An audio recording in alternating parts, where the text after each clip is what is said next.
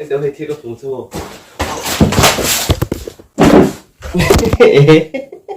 Một rủi ngốt này phải.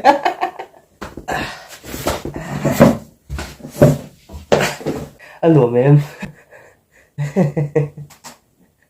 Hey, hey, để ba chết chết gì? Lâu một về. Lui là một về tổ bốc xếp, các sĩ lộc thì rồi tôi bị sản rồi tôi xếp, tốc mèo. Ít một về tắc tắc kìa. Phụ bồi thằng éo nó có dụng ông ấy thì phải tạm mấy là, tôi tí thôi, anh nghe những cái xe đẹp xe nó mình do thuốc ta sẽ, bây giờ do tốc mèo nghe đi.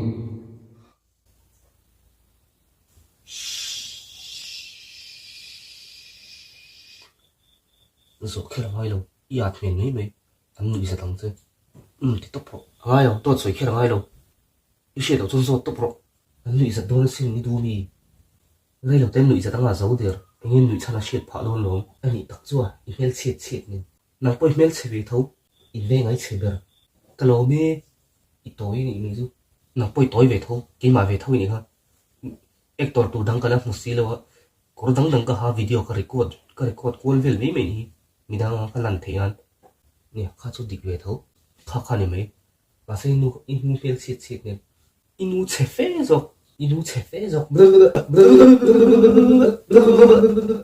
tro ngai lo do soi khera ngai lo zo tro ngai lo ko in ni nam ngai lo